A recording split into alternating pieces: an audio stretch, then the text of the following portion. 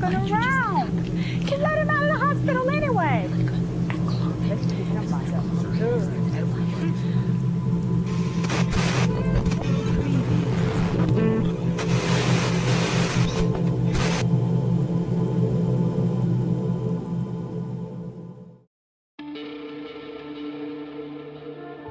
Hey guys, welcome to another episode of a Dine Mall series. Today we're at the Lakeview Square in Battle Creek, Michigan. Let's take a peek inside.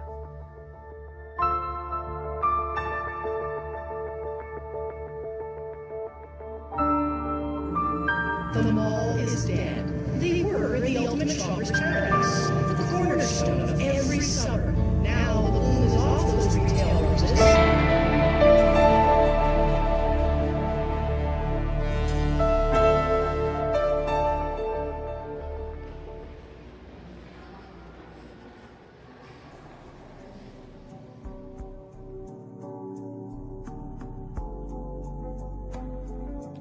Here we're at the Lakeview Square Mall in Battle Creek, Michigan. I'm visiting somebody in Kalamazoo and went to a couple malls, and one of them is here. This is my mall tour, which I also visited the Crossroads Mall in Kalamazoo, which I will have live in a few weeks, and two other malls in Grand Rapids. One is already online. It opened in 1983, which is considered moderately new in mall standards, when the big building boom of mall development occurred in the late 60s and 70s. It's a single-level mall with 3 department store slots. The first stores occupying the mall was the JCPenney's, Hudson's, and a Sears. The JCPenney was the only anchor store left after the Sears went under.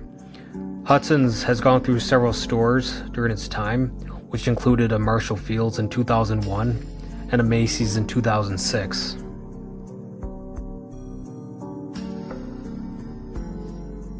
As of 2020, all 3 department store slots are vacant. A Barnes & Noble occupies a regular store slot near the JCPenney.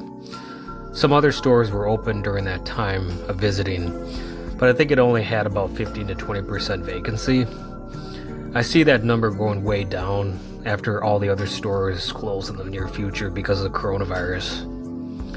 This mall has gone through several ownerships in its life, which started with Forbes and Cohen when they had their grand opening. Toronto Growth Properties bought the mall in 1998, which included the purchase of 2 other Michigan malls, which included one in Jackson and the other in Lansing.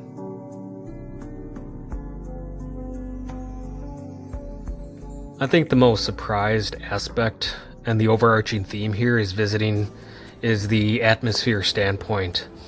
It's just how dark everything is. And it's not due to the lack of shoppers, because there were a couple people going to very specific stores.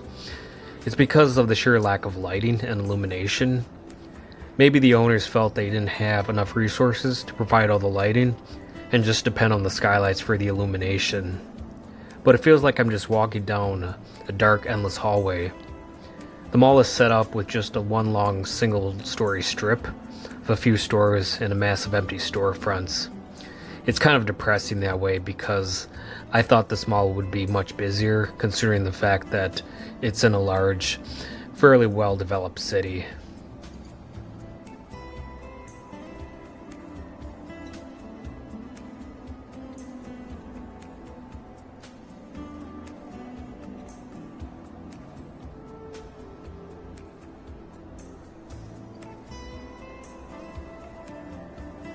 Going back to the list of owners of the property, the mall was purchased by Cushman & Wakefield in 2011 and went back to GK Development in 2013, which today is the current owner.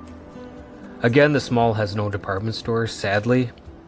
The last one to leave was JCPenney, which closed in the middle of 2017 as part of a plan to close 138 stores nationwide. 2017 was not a good year for this mall because Macy's also closed that same year earlier in March.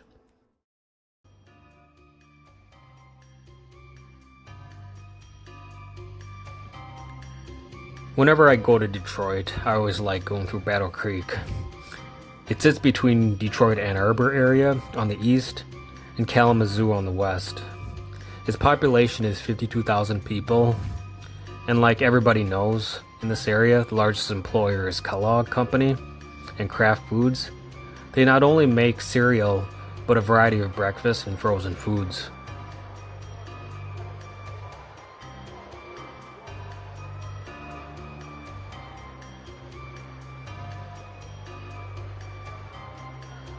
There was not a whole lot of additional information about this mall.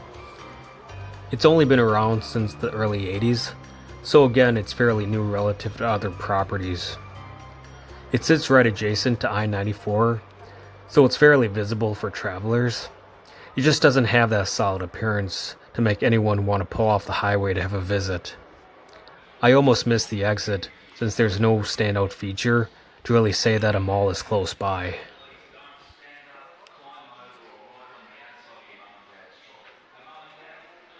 As said before, the mall is owned by GK Development. Ironically, the vacant JCPenney and Macy's spaces are not owned by them, but was purchased by Miami-based Lionheart Capital at the end of 2018, so technically they're no longer part of the mall. GK Development released a statement regarding the future of the mall, and I quote, "We have a lot of great plans in the works for Lakeview Square Mall. Re-tenanting the property is our top priority for GK Development, and we expect to have several large announcements in 2020, end quote. It said that the city is in constant communication with GK Development about the potential plans for the mall. According to the International Council of Shopping Centers, one way malls have stayed successful is by bringing in businesses that differ from the clothing stores that often fill mall spaces.